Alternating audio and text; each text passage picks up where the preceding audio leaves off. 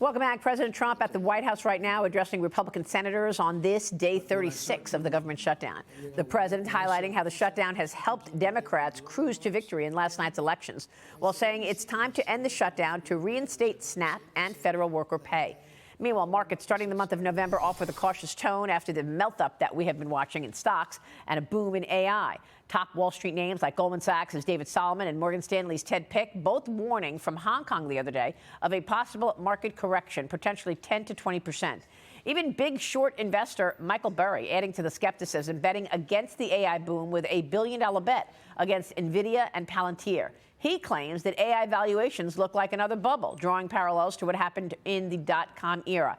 Many people disagree with that, by the way, saying that these companies are actually earning and generating real revenue. Joining me now is Citi Global Chairman of Banking, Leon Kalvaria. Leon, great to see you. Nice to see you, Maria. Thank you so much for being here. So what's your take first on markets, valuations? How do you see things? Well, look at valuations. From a PE multiple right now, we are trading at one of the highest multiples that we have in a long period of time. So the multiples are up. And at the same time, interest rates are still higher. So you compare it to 2020, which much lower interest rates during that time period, the multiples now are higher. That said, when you look at the earnings that have come in right now, we've had a lot of beats on both the top line and the bottom line right now. So far it is, steady ahead here right now, and that's reflected in the deal market, as you and I have discussed. What's your take on these auto loan fraud stories? I mean, we're seeing an increase in a couple pockets. Who went bankrupt? Who said, this is fraud? They're emerging as one of the biggest risks to consumer lending. Reports show losses running 21 times higher than credit card fraud. Scammers are manipulating credit scores to secure large loans, even under prime names. Leon, I know that Bank of America had some exposure to it. They say it wasn't a big deal. Does Citi have a lot of exposure to this? No, I don't think this is an early warning sign at all. I think if you've looked, the alternative lenders have done an incredibly good job during this period. And it's inevitable that you will end up with some places that have fraud. The auto sector obviously had it here, but certainly everything that we've seen does not say that this is a readout on a broader basis at all.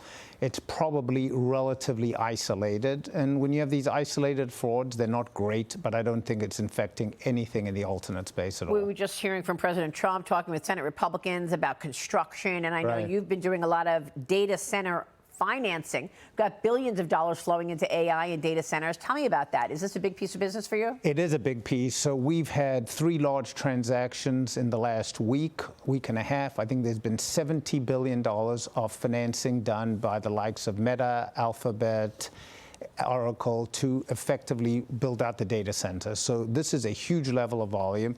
And I think the ripple effect, which is to me even more interesting, is all the industries around it.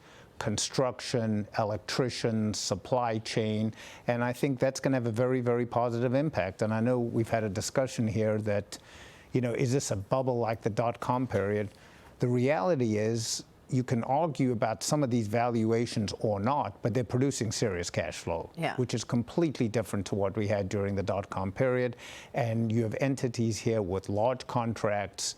And last but not least, the use cases for AI just continues to increase. So I can't comment necessarily on overall valuation, but this is incredibly real. But you believe in all this money moving into data centers. I mean, when Jensen Huang joined me last week, he was talking about $3 trillion of new money in the coming years, a year.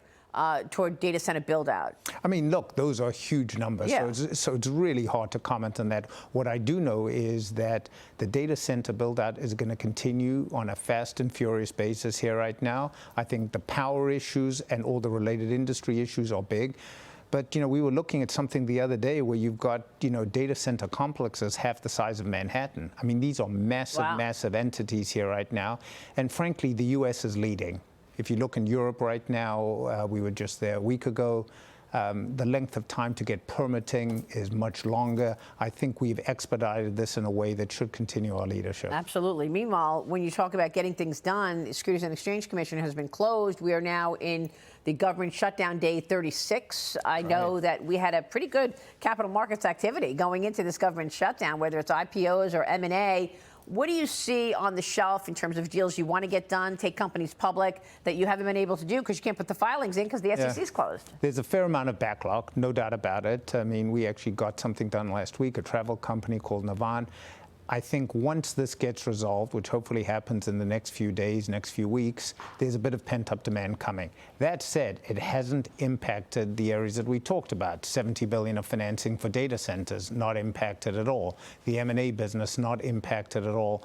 So I think this is, an unfortunate period of time for the SEC, but I think within a week or two, this will resolve itself, and then the back part of the year we'll have some more. I wonder how the shutdown data blackout has affected the Fed.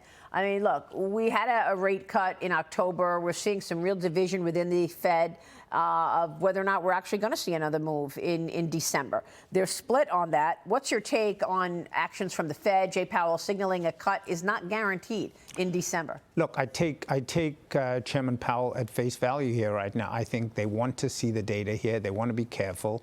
They've had 2 rate cuts here right now. The bond market has actually responded reasonably well, which is good. The 10-year at around 4%. So I think we'll see. Hopefully, the data will start to come to the fore, and we'll see if he does something in December, and if he has consensus, as you know, from the overall committee. Leon, you're in touch with so many business leaders in terms of your deal making and your business. What's the sentiment from the business community so far, now that we've had all of those victories for the Democrat Party last night, in particular New York, where a Democrat socialist, Mamdani, is now mayor-elect? I think from a business standpoint, they all look past this. Everyone has been through all sorts of different regimes, all sorts of different politicians getting elected. I will tell you, though, that if you look at the M&A business as a precursor and the IPO business, confidence inside the boardroom is high. I think people are trying to see what they can get done here during this current administration. And so the backlog on transactions, as you know, is huge. I think we're reaching something like $4 trillion in global M&A right now, 60% of it in the U.S., record of cross-border transactions. And that's a function of confidence inside the boardroom and ability to project your business. Yeah. So all these issues are in a reasonably good place here right now, which usually means that there's something hiding around the corner that we don't know about. But at least at the moment, our backlog is very, very significant. And I think it's the same for other major players on the street. The policy out of Washington has been a nice tailwind. Well, I think Washington has been very, very helpful from that standpoint. I think the administration is really responsive, as you and I have discussed. They are very open to having discussions right now and treat all these things with real seriousness. Yeah, so the president has been that way, and his entire cabinet has been incredibly responsive. Leon, it's great to have you this morning. Thank you, Maria. Nice to see you again.